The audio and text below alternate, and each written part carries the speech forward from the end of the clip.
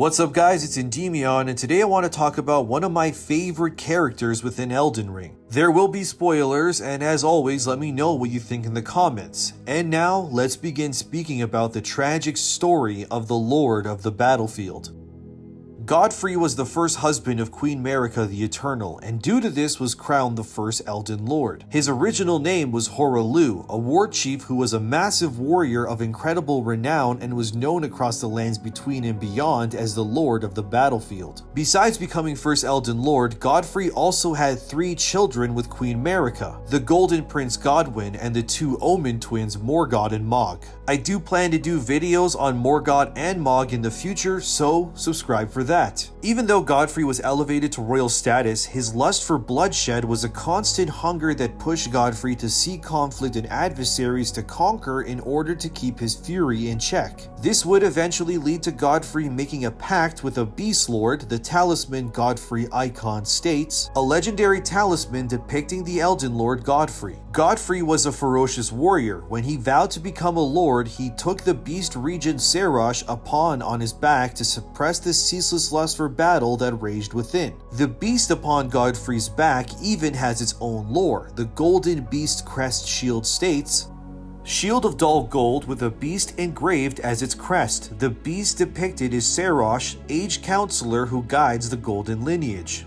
So it seems Serosh was chosen to guide Godfrey into his transition from battle-born war chief to Elden Lord. Since Godfrey was so savage in his nature, only a massive beast could ever hope to understand the rage that burned within Godfrey at all times. Besides being Queen Marika's first husband, Godfrey was also her general, as he would lead various campaigns in honor of his godwife in order to further spread the teachings and influence of the Golden Order, while also feeding his undying lust for combat by crushing countless enemies under the weight of his might. Godfrey would be responsible for the almost genocidal cleansing of the fire giants beyond the Forbidden Lands, as well as defeating the Stormlord as well. But in her infinite wisdom, Queen Marika bestowed her graceful powers upon those who would be worthy of furthering her goals. And once those goals were achieved, she would cast her pawns aside as if they never mattered at all. The Elden Lord armor set states, "Armor of Godfrey the first Elden Lord. The age of the Erdtree began amongst conflict when Godfrey was Lord of the Battlefield. He led the war against the giants, faced the Stormlord alone,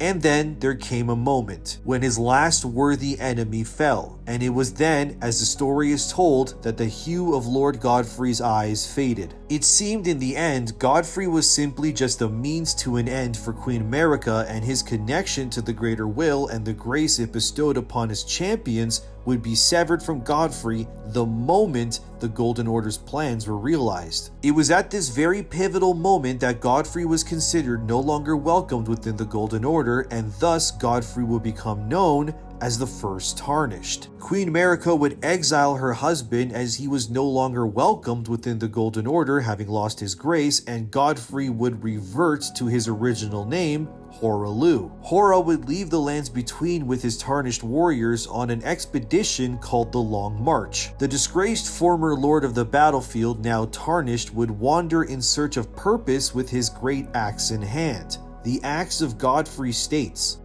"Weapon of Godfrey Elden Lord. It was broken in a battle fought as leader of the Tarnished during the Long March. This weapon is symbolic of Godfrey's vow to conduct himself as a lord, later becoming an emblem of the golden lineage. In the days of the past, a crown was warranted with strength. Now a war chieftain of the Badlands, like he was prior to becoming Elden Lord, Horah would search for purpose through conflict, feeding his agony and confusion at his abandonment by the greater will and his former wife in unending combat and death. Due to his legendary status as a warrior, Horah's army would come to revere him, the Axe talisman states. A talisman depicting an axe and a warrior. The lord who led the Long March bore an axe, and his loyal warriors honored him by wielding axes of their own, making them very effective at dealing decisive blows. Eventually time would pass and Queen Marika would replace Horah with a new husband in the form of Radagon, but it all came crashing down when Godwyn the Golden, Horah's firstborn son when he was known as Godfrey, was assassinated on the night of the Black Knives. Queen Marika in her agony would shatter the Elden Ring, and the downfall of everything Horah accomplished for the Golden Order in his time as Godfrey would come crashing down.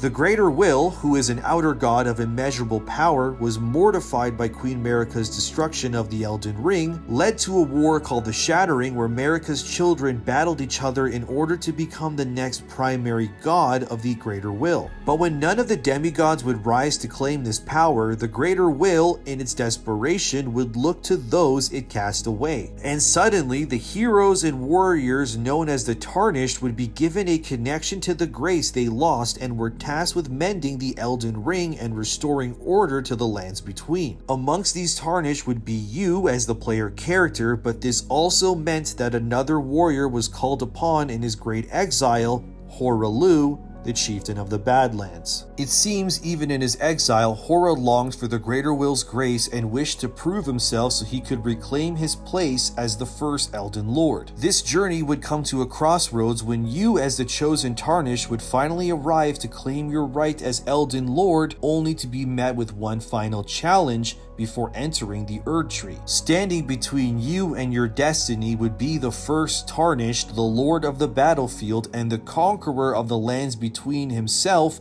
now reborn again as Godfrey, the first Elden Lord.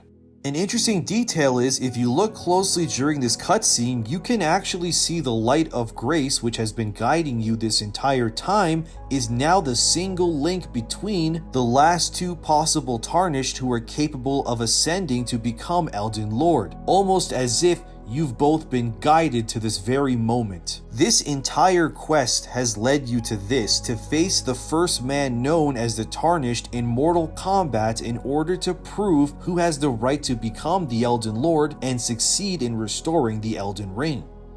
About halfway through the bloody fight, Godfrey realizes that you are no common Tarnished and decides to remove Serash from his back, which has been keeping Godfrey's rage in check. Now the fight begins anew, and the man known as Godfrey is dead, with Horah Loux the warrior standing before you. The man who existed before all this madness now coming down on you with all his power to prove that he is indeed worthy of the grace he lost so long ago. But ultimately, in his agony and rage, Horah is defeated and you succeed in becoming the only Tarnished capable of becoming Elden Lord. After all his conquests, the betrayals he weathered, and the countless pools of blood he's bathed in, the Lord of the battlefield was finally free of his infinite rage and could die knowing that the Golden Order and the grace he so desperately fought to protect would go to someone worthy of the title he bore so long ago. And that is the story of Godfrey, the first Elden Lord, who was known as Horah Loux in death.